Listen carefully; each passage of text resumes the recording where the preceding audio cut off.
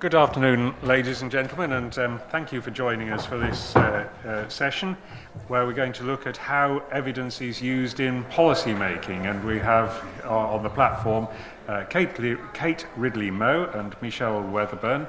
And Kate is going to start off specifically in the area of careers, and then Michele will broaden that out beyond in terms of post-16 education and training policy more broadly. But Kate, you're going to set the scene for us in relation to careers policy. Yes, I am. Thank you very much. And please do come forward. We're hoping that this is going to be quite an interactive session where we'll be able to answer questions that you might have. So we deliberately haven't got a presentation, and we're quite keen to sort of take questions from the floor and tell you about that particular part of the policy making process. I'll let you sit down for a second.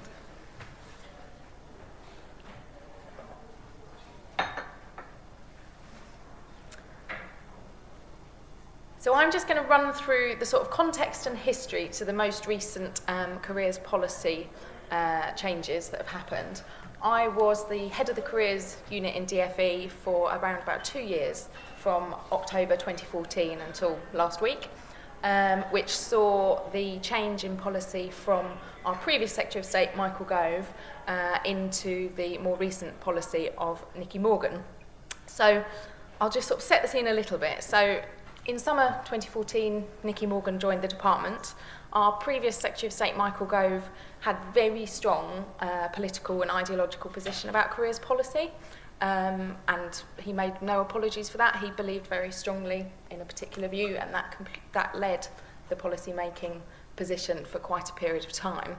When Nicky Morgan joined, it was a complete reversal of the policy. So she made clear from the outset that character, careers and preparation for adult life were big priorities for her, and that she wanted to see new and different work in this area. So it was a time of, for a civil servant, it's a fantastic time to be brought in and to be involved in that.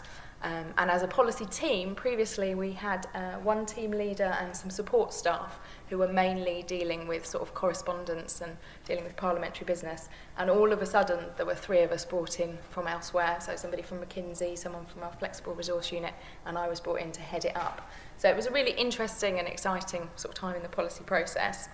Our role as civil servants was to support the Secretary of State with that policy-making process and to provide her with the information that she needed to make this a priority for her and to come up with some suggestions that could be implemented.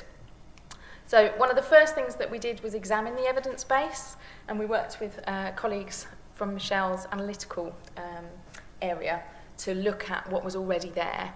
And one of the core documents that really sort of drove the direction that we went in was we have things called topic notes. So the analysts who work in the department pull together topic notes, which are basically like research summaries or literature reviews on particular key issues.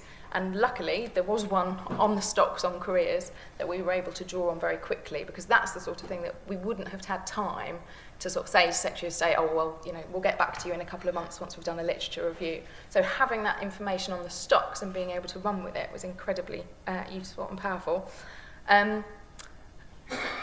We looked at what the key problems were in terms of careers. Helpfully, for civil servants, there were plenty to choose from.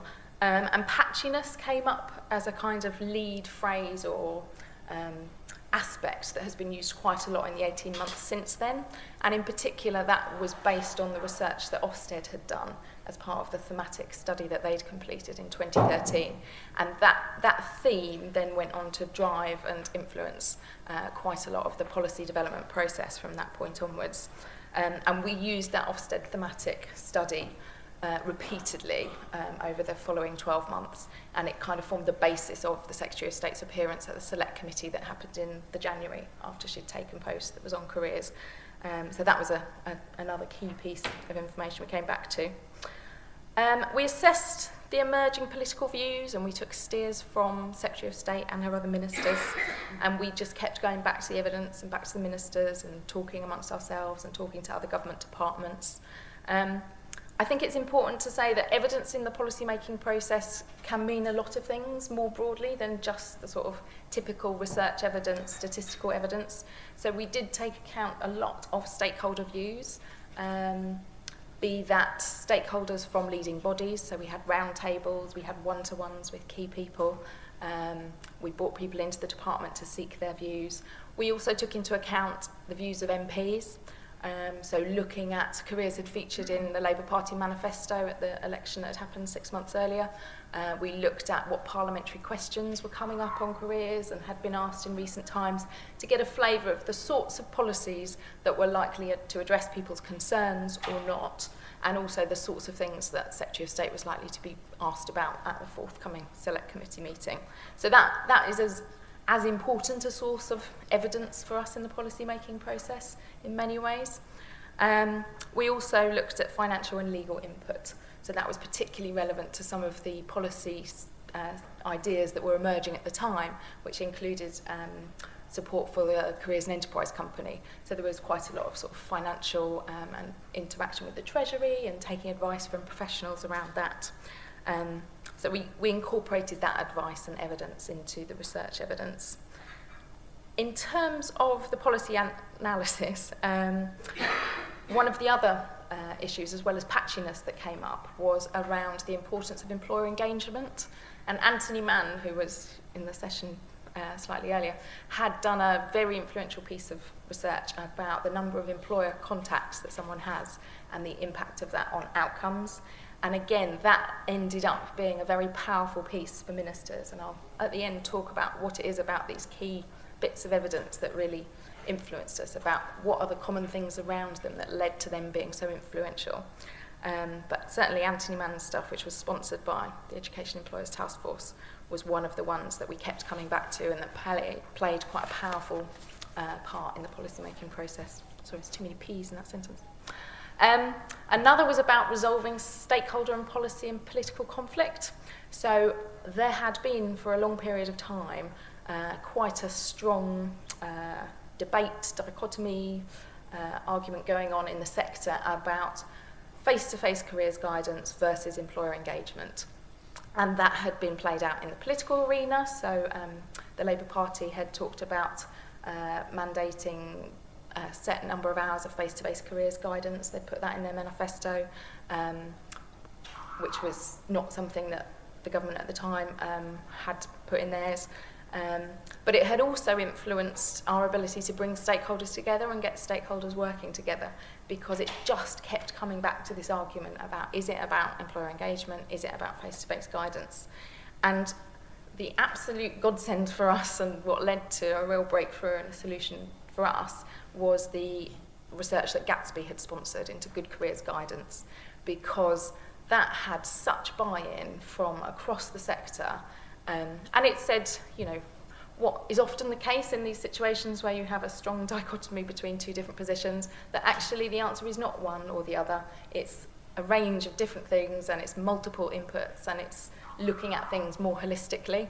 And that was very helpful for us. It was helpful in getting ministers from across different departments on board. So we worked very closely with BIS, and you won't be surprised to know that they were particularly interested in the employer engagement side of things. It was helpful for giving a language to enable different stakeholders to talk to each other without the sort of historical arguments taking over. And it also gave us a real structure in terms of where we might drive the careers strategy going forward. And I'll come back to that in a second in terms of what that's led to. So the things that I've mentioned so far that were particularly influential were the topic note, which was the literature review, the Ofsted thematic study, stakeholder views and financial legal input, and the work of Anthony Mann and the Gatsby Foundation. And the thing about those that meant that they were so powerful was that they offered a really strong case and a platform for change. They made it explicitly clear that, you know, there has never been a golden age. That was, again, one of the things that we came back to a lot over the 18-month policy development process. They offered really practical solutions. You could see a sort of tangible ideas. You could use them to base policy ideas on. They were really clear and easily digestible. And Michele might talk about this in a minute, but, you know, I can't overemphasize the importance of clarity and digestibility when it comes to taking research findings and using them as a policymaker, but also using those for ministers. And many of those had a real authority or credibility, so they were supported by or backed by people who had power or influence, or who people could look at and say, yes, I can see if Ofsted is saying this, then we need to listen to that, or if this key stakeholder is saying this, then we should take that on board, or the chair of the select committee. So a lot of it was to do with authority and credibility. But also they talked about money or outcomes or value for money. So they enabled us to make a case for certain policy proposals and to talk about what the benefits of those would be, and what the costs would be, and to argue that case to Treasury. And that was particularly important when it came to negotiating our settlement this Parliament. And we, I don't think we had a budget under the last Parliament, maybe sort of a couple of £100,000, and we came away with £90 million for this Parliament. And a lot of that was down to being able to draw on value for money and outcome evidence. So what were the policies that resulted in that? So one of them I've mentioned already was support for the Careers and Enterprise Company, and in particular the idea around having enterprise advisors who could work with schools to help them develop a careers programme. One of them was around an investment fund that would be targeted at cold spots. So we looked at different ways that we might use our funding, whether a careers premium that was available to all schools or something that was targeted at cold spots. And a lot of the evidence from those people that I've mentioned before pointed in the direction of an investment fund targeted at cold spots. A big focus on employer engagement and the importance of that and the value of that, and research that has come out more recently has reinforced that view. Adopting the Gatsby benchmarks. So this is something that our most recent Minister and Secretary of State announced a little while ago. So we're now planning to adopt the Gatsby benchmarks to offer a sort of framework with which that's how we will talk about careers guidance going forwards. It influenced the statutory guidance that was brought out last April, and an updated version of that will be out in forthcoming September. And a lot of the policies that are in the forthcoming careers strategy, which hopefully will be published in September, a lot of them are based on those evidence pieces that I've talked about so far. So that's a kind of summary of how we took some of that research evidence and how we used that to get to where we are. I'm very happy to come back and talk in more detail about exactly how we took that evidence, or how we weighed it up, how we worked with the analysts. But I'll let Michele give you her views first. So I'm going to talk less about careers and more about post-16 generally. And I work on the other side of the door, if you like, to Kate. So Kate's a policy person, and I am an analyst, although Kate does have an analytical background, I should say. I lead the post-16 analysis unit in the department, and that's quite a large unit by analytical standards in the department. We've got about 32 people, statisticians mostly, some economists, some operational researchers, and some social researchers. And their job is to ensure that all of the policies are grounded and use the evidence wherever possible.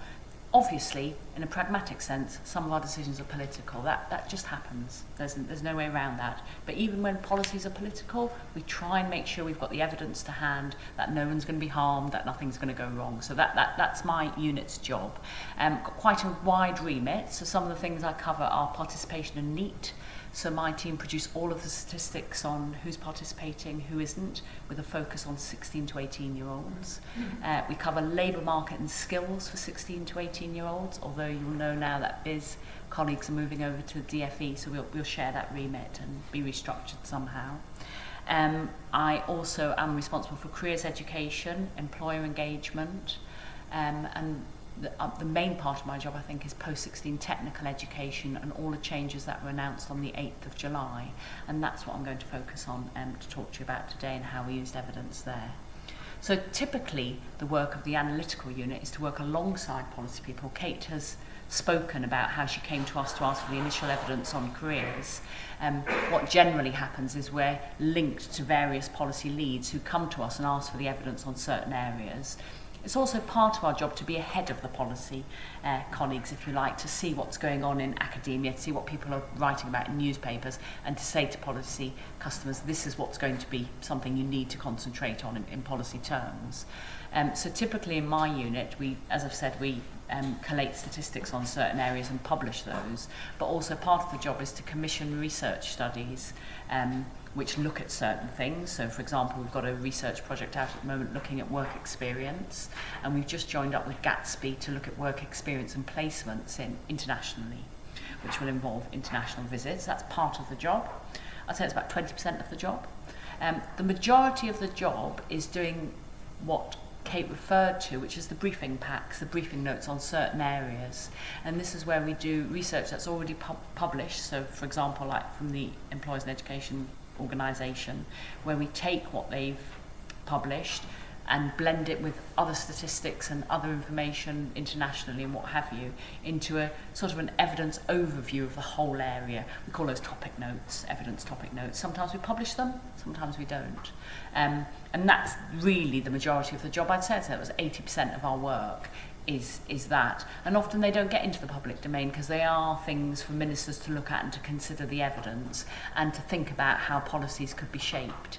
And I wanted to talk about an example where this had been used as an exemplar very recently. So I hope you have all noticed that we've published the Post-16 Skills Plan, because within there that will play a big part in careers and employers. So on the 8th of July, we published the skills plan. Alongside that, we also published a case for change document, which I have them all here. I can leave them because they're all published, so you can look at them. And this was my unit's work. This was looking at all of the evidence of what's wrong with the system at the moment. So this was looking at all of the statistics. Basically, it tells you about all of the sort of wastage in the system, about why so many young people fail is because they churn through the system without really being on the right course. And this is where careers education could play such a pivotal part. If they had if they had their choices explained to them, they might not make the decisions they make. The reason this has been held up as an exemplar, and we've just won an award for it, although it was a DFE award, so I don't think that would stand up anywhere else. Because the policy making process, what happened was Lord Sainsbury was and Gatsby colleagues were asked by the minister, could they do a review of post-16 skills and education and what was happening in that field. And the policy team came to my unit immediately and said, what's the issue? What are the issues? And so for 8 months we worked alongside each other, forensically looking at what the issues were and also looking at what the policy options were to advise David Sainsbury and his panel about what could possibly be done. So it was an independent review, but based on a lot of evidence, international and domestic evidence. Lord Sainsbury presented his findings to the minister, and the skills plan is what results in that. I think it's a really good example of where evidence has led the policy, because there's nothing in there that isn't evidence-based and has really used the evidence to work out what will work and what won't work. I mean, I hope you've all read it and read the recommendations, and some of them haven't. Some of the policies haven't been worked through yet. I mean, that's a given, and we're working with stakeholders, employers now to work out the minutiae, if you like, of those policies. But I think it's a good example of where evidence has played a pivotal part in shaping the minister's thoughts, and every single recommendation from Sainsbury is in the skills plan, which is pretty amazing actually. So I can answer questions about how we did that and where that might go separately. We wanted to give you a flavour of how evidence is used in policy making, and I think that's probably our best example at today's date. That was it. Well, thank you very much for the introductions. It's absolutely fascinating. I was in the civil service in Whitehall for the first 10 years of my career. The reason I'm saying that is that where I sit today, of course, I find myself very often criticising government policy. What I do not do and will not do is criticise civil servants. And I just felt it was important for me to say that, because any question that I now ask is not because I'm criticising the professionalism of the civil service. I'm a deep believer in the impartiality and the success of the English civil service. I do have a couple of questions of my own, and then I definitely want to broaden it out. One is to do with, if you like, options appraisals. And if I pick it up from what Michele's just said, and then we can also include what you said, Kate. And this is a kind of Jeremy Paxman question, just to get the debate going.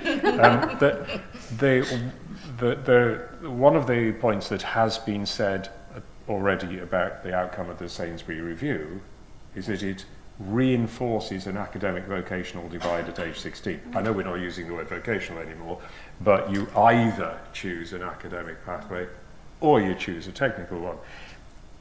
In other countries, you could have such things as dual enrollment, and I visited a BOCES centre in New York State where the students are enrolled 3 to 4 days a week in a high school and then spend 1 to 2 days a week in what amounts to a further education college.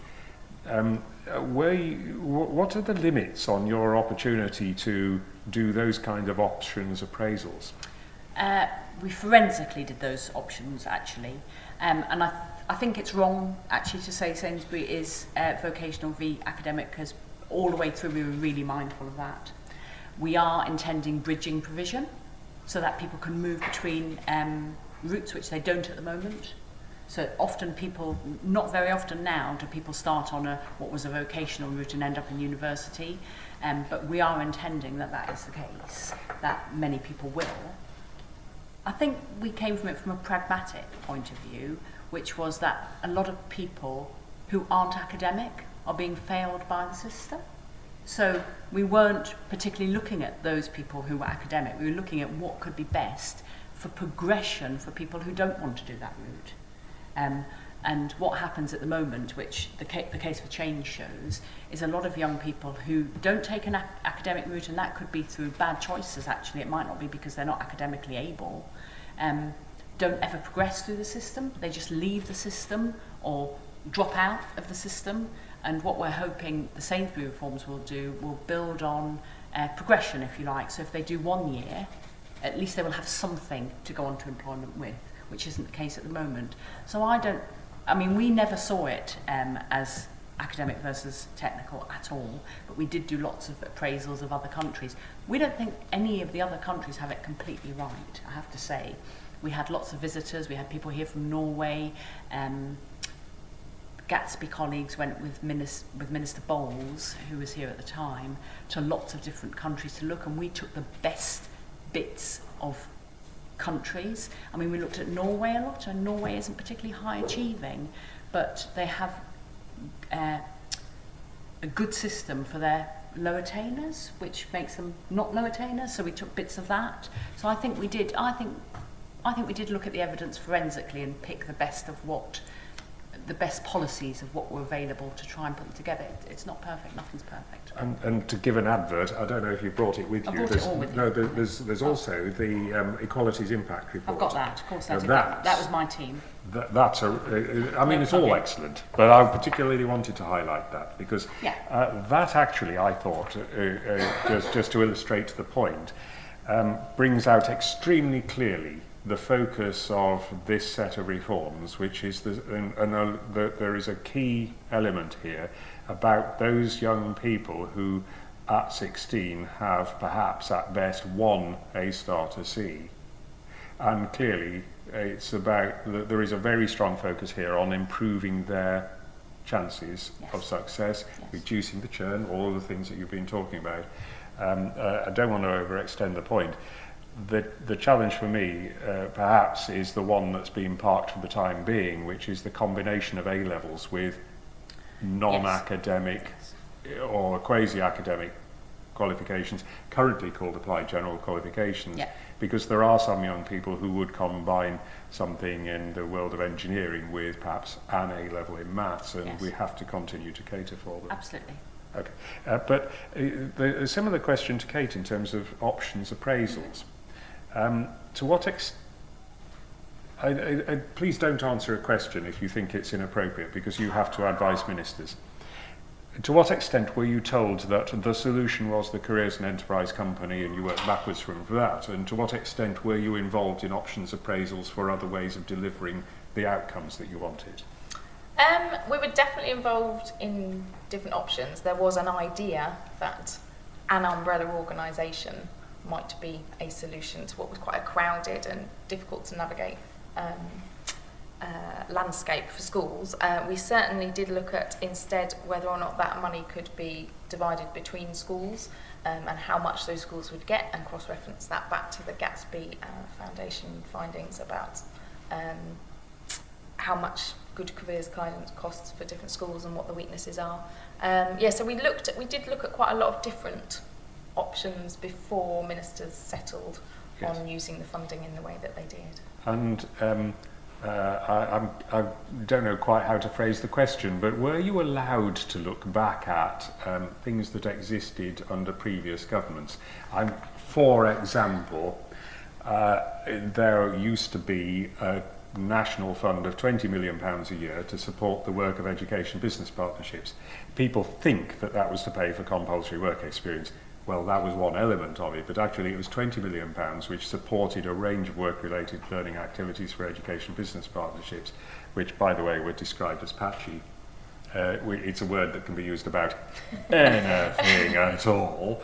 But to what extent were you allowed to look back at the strengths and weaknesses of having a network of local education business partnerships?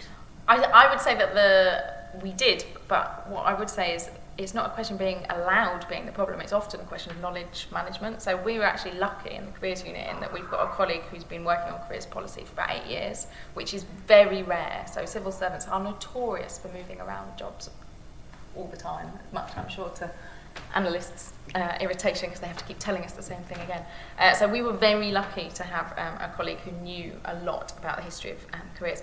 And because we had a lot of roundtables and we brought people in and we asked people their views about what they would like to see, obviously other people are able to tell us stuff even if we've only been working on the policy for a couple of weeks. So I think it's probably less about not being allowed and more about a lack of knowledge management where people, if there is a situation where people aren't doing that. So we did look back to an extent, but the circumstances and the context and you have to look at where we are now sort of at the time 2014. But and one more from me, and then I don't want to hog it. One of the lessons of political history in any department, any area of government in this country, is that we will end up repeating ourselves. We go round in circles, and that's just a statement. Again, it's not a criticism. And the question, if you project forward 10 years from now and there's a new Secretary of State who wants to adopt a new approach to careers, education, information, advice and guidance, at that point there might be no one left in the policy team who remembers how the CEC came about. Yeah. So what steps have you put in place to evaluate and research the impact of the CEC as a legacy to future policy civil servants? So built into the grant agreement for the funding that we provide to the Careers and Enterprise Company is a whole section about evaluation and key performance indicators. So we're doing that in that way. We work quite closely with someone from Michele's unit who meets up with the researchers from the Careers and Enterprise Company. So they are doing evaluations. So for example, the investment fund is being evaluated, and then we are separately taking a step back and looking to evaluate the Careers and Enterprise Company. So there's evaluation built in at different points. We have quarterly performance reviews with them where we look at the key performance indicators. They meet regularly with ministers.